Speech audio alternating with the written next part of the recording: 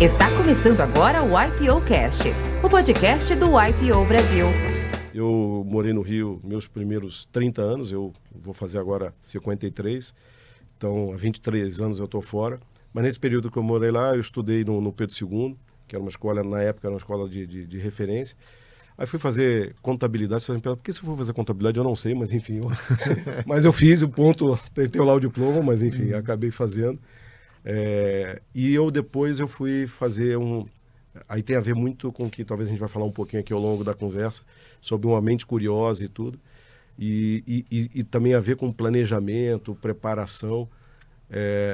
O Rio de Janeiro não é o Rio de Janeiro de hoje, isso 30 anos atrás, era ainda um estado que tinha algumas empresas, indústrias, etc. E eu, na minha cabeça, falei assim, eu acho que um ponto de entrada da minha carreira, ou de um caminho, é trabalhar em alguma indústria. Eu não sei de onde que eu tirei isso, mas enfim, eu me lembro que era a minha reflexão da época.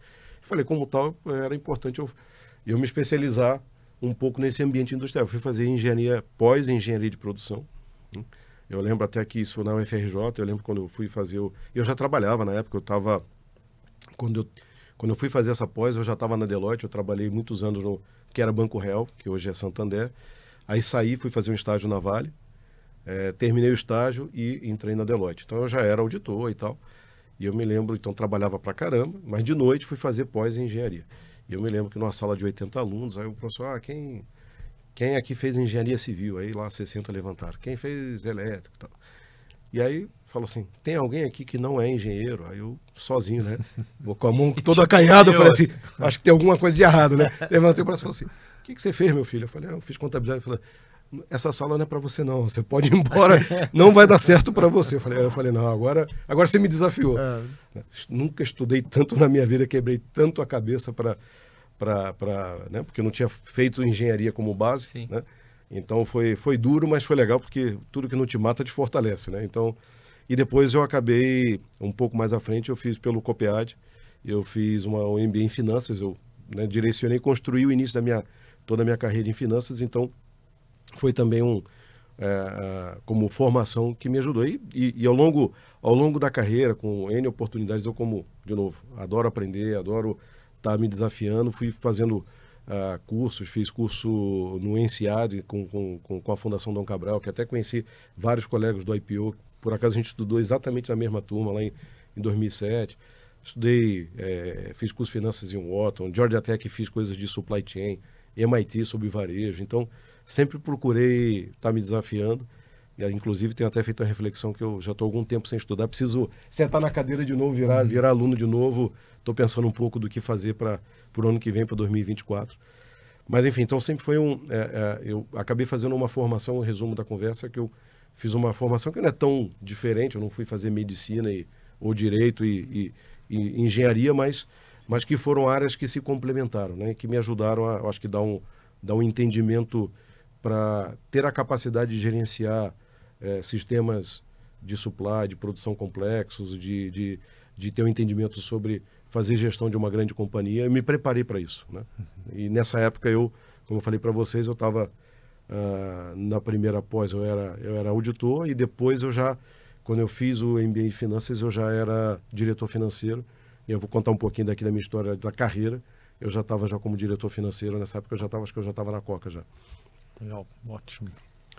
A auditoria, né, é suada essa vida de auditor, eu fui também, mas ela te dá uma visão de empresa, assim, do funcionamento interno da empresa, de como que as coisas estão interligadas, né, do mecanismo que rola por dentro da empresa, que serve para sempre depois, né?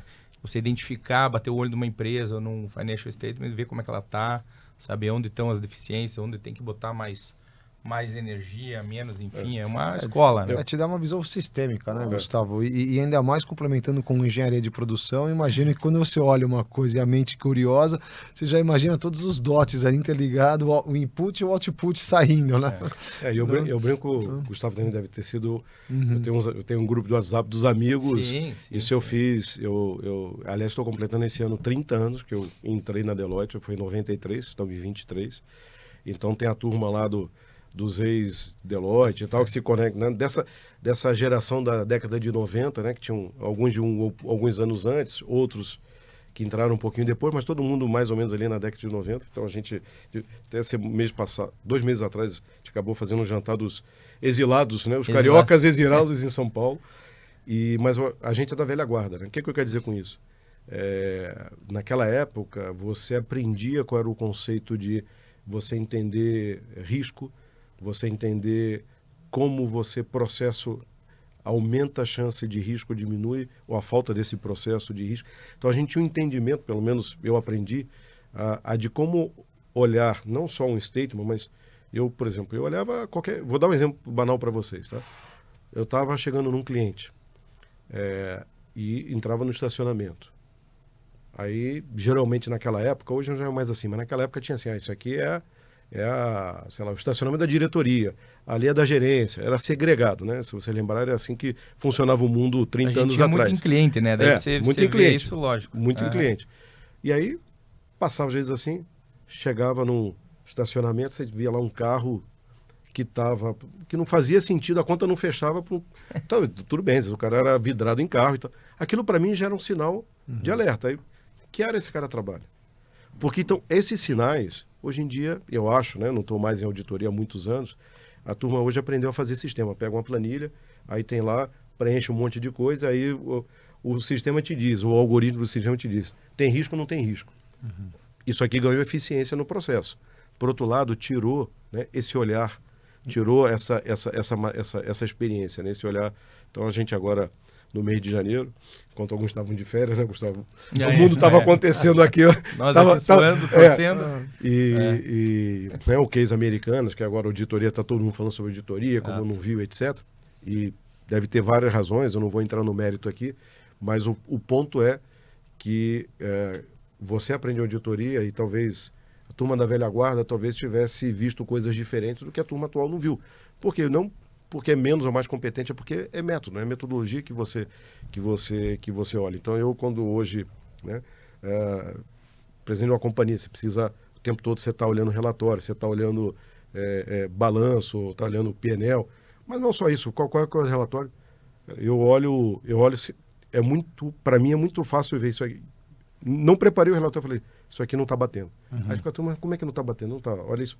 Aí o pessoal leva 2 dias e volta. Você tinha razão. É isso aí. Como é que você fez? Eu falei, porque soma experiência, mas soma esse olhar que você, não sei explicar como, mas você vai juntando, né, vários pontos que você consegue cruzar uma informação, né, ou cruzar vários dados, ou várias premissas e você descobre que aquilo não estava funcionando.